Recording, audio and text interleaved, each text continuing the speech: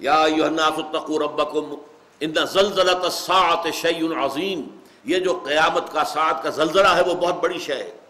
اسے قرآن قیامت نہیں کہتا، وہ الساعہ والساعۃ ادھیٰ وامر، وہ جو ہے ساعہ، جبکہ یہ ہلچل بچ جائے گی پوری کائنات کے اندر، تباہی آئے گی، وہ در حقیقت بہت ہی کڑوی شے ہے اور بہت ہی وہ خوفناک شے ہے. قیامہ کا لفظ اصل میں قرآن مجید میں ہے ریزریکشن کے لیے، جب قبروں سے اٹھ کر کھڑے ہو جائیں گے. فَإِذَا هُمْ قِيَامٌ يَنظُرُونَ، قیامہ بعد سے بادل موت کے لیے لفظ قیامہ ہے، نوٹ کر لیجئے، اس لیے کہ قیامت جسے ہم کہتے ہیں وہ در حقیقت اس کے کئی مرحلے ہیں. پہلے سور پھونکا جائے گا، ایک زلزلہ آئے گا، بہت پرہیبت معاملہ ہوگا، بہت خوفناک صورت ہوگی. فَصَعِقَ مَنْ فِي السَّمَاوَاتِ وَمَنْ فِي الْأَرْضِ إِلَّا مَنْ شَاءَ اللَّهُ، جو بھی آسمانوں میں ہوں گے زمین میں ہوں گے سب بے ہوش ہو کر گر جائیں گے سوائے اس کے کہ جن کو اللہ چاہے. عام خیال یہ کہ سوائے حملۃ العرش، وہ جو فرشتے ہیں جو اللہ کے عرش کو اٹھائے ہوئے، صرف وہ بچیں گے، ان پر موت طاری نہیں ہوگی، ورنہ ساری آسمانی مخلوق پر، تمام فرشتوں پر، تمام جنات پر، تمام انسانوں پر موت طاری ہو جائے گی. یہ ہے الساعہ. اب اس کے بعد کتنا عرصہ گزرے گا ہم نہیں جانتے. پھر دوبارہ سور میں پھونکا جائے گا، ثم نفخ فیہ اخری فاذا ہم قیام ینظرون، جب دوبارہ سور میں پھونک ماری جائے گی تو وہ سب کے سب کھڑے ہوں گے. یخرجون من الاجداث سراعا کانہم الی نصب یوفضون، وہ اپنی اپنی قبروں سے نکل کر ایسے دوڑیں گے جیسے کہ کوئی ہدف ہے جس تک پہنچنا ہے، انہیں دوڑ لگا رہے ہیں ایک دوسرے کی طرف. یہ ہے قیامت. اس روز پھر انسان کو اللہ کے سامنے کھڑے ہونا پڑے گا، جواب دہی کرنی پڑے گی. Grand accountability of the day of judgement, he will have to face it. تم کیا کر کے لائے ہو، میں نے تمہیں کیا دیا اور تم نے کیا کیا، اس کا حساب کتاب ہوگا. اس کے لیے ایک حدیث بڑی جامع ہے کہ فرمایا لن تزول قدم ابن آدم حتی یسأل عن خمس، ابن آدم کی نسل کے کسی فرد کے قدم ہل نہیں سکیں گے کٹہرے سے. جیسے عدالتوں میں آپ نے دیکھا ہوگا ملزم یا ملزم کہنا چاہیے کھڑا ہوا ہے کٹہرے کے اندر، اس پر جرا ہو رہی ہے، حساب کتاب ہو رہا ہے، وکیل سوال کر رہا ہے، جج سوال کر رہا ہے، تو وہ کٹہرے میں کھڑا ہے. اس کٹہرے میں اللہ تعالیٰ کی عدالت اخروی کے کٹہرے سے ہل نہیں سکیں گے قدم جب تک 5 چیزوں کا حساب نہ لے لیا جائے. عن عمرہ فیما افناہ، ہم نے عمر دی تھی تمہیں 80 برس، کہاں گلائی کہاں گوائی، ذرا بتاؤ تو صحیح کیا کر کے لائے؟ 80 برس میں کیا خیر بنایا، کیا نیکی کمائی، بتاؤ. وان شبابہ فیما ابلا، اور خاص طور پر اس عمر کا ایک حصہ تھا شباب، جوانی، امنگیں تھیں، ولولے تھے، حوصلے تھے، جسم میں طاقت تھی، اس میں کیا کیا تھا؟ وہ جوانی کہاں گنوائی تھی یا کہاں گلائی تھی، جس کے لیے لفظ استعمال ہوتا ہے ہمارے ہاں. تو عن عمرہ فیما افناہ وعن شبابہ فیما ابلاہ وعن مالہ من این اکتسبہ وفیما انفقہ، مال کا پیسے کا حساب دو، کہاں سے کمایا تھا، حلال سے کہ حرام سے، اور کہاں خرچ کیا تھا، جائز میں یا ناجائز میں، گلچھروں میں، بدماشیوں میں، عیاشیوں میں، یا نیکیوں میں، خیر میں، بھلائی میں، اللہ کے دین کی خدمت میں، ادائے حقوق میں، لاؤ حساب. اور آخری وَعَمَّا عَمِلَ فِيمَا عَلِمَ، جو علم تمہیں حاصل ہوا اس میں عمل کتنا کیا. یوں سمجھیے کہ اگر علم انسان کو زیادہ حاصل ہو جائے تو اکاؤنٹیبلٹی بھی اسی نسبت سے بڑھ جائے گی.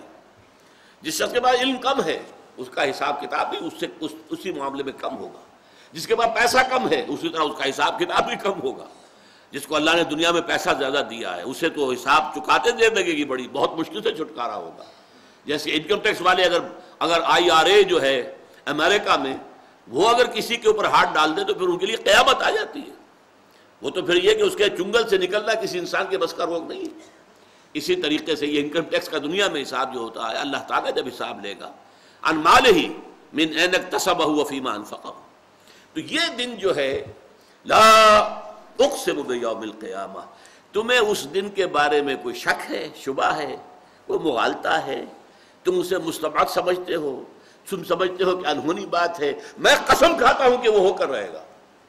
یہ بالکل وہی اسلوب ہے جو ہمارے پچھلے درس میں تھا سورہ تغابن میں، زعم الذین کفروا ان لن یبعثوا. یہ کافر جو ہے اس زوم میں مبتلا ہو گئے، اس خام خیالی میں مبتلا ہو گئے کہ انہیں اٹھایا نہ جائے گا۔ قل بلا وربی لتبعثن ثم لتنبؤن بما عملتم، کہہ دیجئے اے نبی کیوں نہیں، اور مجھے اپنے رب کی قسم ہے تم لازماً اٹھائے جاؤ گے اور پھر تمہیں جتلا دیا جائے گا جو کچھ کہ تم کر کے لائے۔ یہ وہی انداز ہے، لا اقسم بیوم القیامہ ولا اقسم بالنفس اللوامہ، اور نہیں میں قسم کھاتا ہوں نفس لوامہ کی۔ اس پہ سارا استدلال جو اس سے پہلے ہم پڑھ چکے ہیں قیامت کے بارے میں، استدلال کیا ہے؟ وہ جو کانٹ نے استعمال کیا ہے، اے کریٹیک آف پریکٹیکل ریزن، انسان میں نیکی اور بدی کا شعور ہے تبھی تو ہمارا ضمیر ہمیں ملامت کرتا ہے۔ ہم کوئی غلط کام کر بیٹھتے ہیں تو اندر سے کوئی چیز ہمیں ملامت کرتی ہے، چاہے کسی اور کو بھی پتہ نہیں چلا کہ تم نے یہ غلط حرکت کی ہے، لیکن some thing with in you, تمہاری اپنی شخصیت کے اندر کچھ شے ہے ان بلٹ، وہ کہتی ہے تم نے غلط کام کیا، تمہیں یہ نہیں کرنا چاہیے تھا، تم نے زیادتی کی ہے، تم نے جھوٹ بولا ہے، تم نے وعدہ خلافی کی ہے، تم نے فلاں کا حق مارا ہے، تم نے اس پر تہمت لگا دی ہے۔ یہ جو نفس لوامہ ہے، نفس ملامت گر، یہ جو ہمارا کانشنس ہے، یہ جو ہمارا ضمیر ہے، یہ دلیل ہے کہ قیامت ہو کر رہے گی، کیونکہ اگر نیکی نیکی ہے اور بدی بدی ہے تو دنیا میں تو نیکی کا اچھا بدلہ اور بدی کی سزا نہیں ملتی، حرام خور یہاں عیش کرتے ہیں، اور جو شخص کاربند ہو جائے کہ حلال ہی پر اکتفا کرنی ہے اسے 2 وقت کی سوکھی روٹی مشکل ملے گی۔ یہاں تو خیر کے لیے، حالانکہ قاعدہ تو یہ ہے کہ گندم از گندم بے رویت، جو سے جو، گندم سے گندم پیدا ہوتی ہے، جو سے جو پیدا ہوتا ہے۔ نیکی کا نتیجہ اچھا نکلنا چاہیے، بدی کا نتیجہ برا نکلنا چاہیے، لیکن یہاں نہیں نکلتا۔ اس کا مطلب یہ ہے کہ یہ دنیا، this world, it is incomplete regarding moral law, regarding the physical law it is complete. آپ اگر زبان پر انگارہ رکھیں گے جل جائے گی، آپ اگر سنکھیا کھائیں گے چاہے غلطی سے کھایا، آپ نے کچھ اور سمجھا تھا، اسے ٹافی سمجھ لیا تھا، منہ میں ڈال لیا، کھا گئے، لیکن مر جائیں گے چاہے آپ کی نیت کچھ بھی تھی۔ اس لیے کہ فزیکل لا جو ہے وہ یہاں افیکٹو ہے، وہ لازماً اپنا نتیجہ نکالتا ہے، مورل لا نتیجہ نہیں نکالتا۔ آپ نے جھوٹ بولا، زبان پر چھالا تک نہیں پڑا، آپ کسی کا مال ہڑپ کر گئے، پیٹ میں درد بھی نہیں ہوا، آپ نے یتیم کا مال ہڑپ کر لیا، اپنی بہنوں کا حصہ مار لیا وراثت کا، کھا گئے سارا کا سارا، کچھ بھی نہیں ہوا آپ کو۔ لہذا یہ مورل لا کے اعتبار سے یہ دنیا نامکمل ہے، ایک اور دنیا ہونی چاہیے جس میں کہ وہ مورل لا بھرپور طریقے پر وہ وہاں پر افیکٹو ہو، نتیجہ خیز ہو، وہاں پر اس کے نتائج نکلے، بھلائی کا بھلا بدلہ ملے اور برائی کی بری سزا ملے۔ یہ دلیل ہے، یہ ہم پہلے پڑھ چکے ہیں۔ یہاں اسے صرف ایک نظم کے اسلوب میں، یہاں قسم کے اسلوب میں بیان کر دیا گیا ہے۔ ان دونوں قسموں کا مقسم علیہ یہاں نہیں آیا، کس چیز پر قسم کھائی گئی؟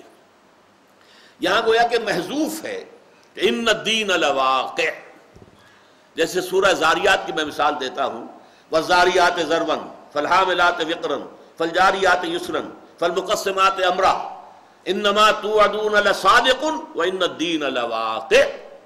جس چیز کا تمہیں جو وعدہ کیا جا رہا ہے یا دھمکی دی جا رہی ہے وہ سچا ہے، ہو کر رہے گا، اور جزا و سزا واقع ہو کر رہے گی۔ یہ جزا و سزا کا وقوع جو ہے، اس کا یقینی ہونا، یہ در حقیقت یہاں مقسم علیہ ہے۔ لا اقسم بیوم القیامہ ولا اقسم بالنفس اللوامہ ایحسب الانسان ان لن نجمع عظامہ۔ کیا انسان یہ سمجھتا ہے کہ ہم اس کی ہڈیاں جمع نہ کر سکیں گے؟ یہ وہ عام آدمی جو کہتے تھے جب ہم ہڈیاں ہو جائیں گے، ہماری جو ہے مٹی ہو کر مٹی میں مل جائیں گے، ہماری ہڈیاں بھی جو ہے وہ کھرکھری اور بربری ہو جائیں گی، یہ سب کے پھر ہمیں دوبارہ اٹھا لیا جائے گا۔ ہیہات لما توعدون، انہونی بات ہے، انہونی بات ہے، نہیں ہو سکتا۔ یہ خامخواہ کی بات کہہ رہے ہیں، یہ ہو ہی نہیں سکتا۔ اب آباؤنا الاولون، کیا ہمیں بھی اٹھا لیا جائے گا؟ ہمارے آباء و اجداد جنہیں مرے ہوئے سینکڑوں برس ہو گئے، انہیں بھی دوبارہ اٹھا لیا جائے گا؟ نہیں، یہ انہونی بات ہے۔ اس میں اصل شے کیا ہے؟ اللہ تعالیٰ کی صفت قدرت کی نفی ہے۔ دیکھیے یہاں جن لوگوں سے گفتگو ہو رہی ہے، یہ معین کر دیجئے پہلے، وہ اللہ کے منکر نہیں ہے، وہ منکر ہے قیامت کے، ریزریکشن کے، بعث بعد الموت کے، اللہ کے منکر نہیں ہے۔ اللہ کے ساتھ فرض کیجئے انہوں نے شریک ٹھہرا لیا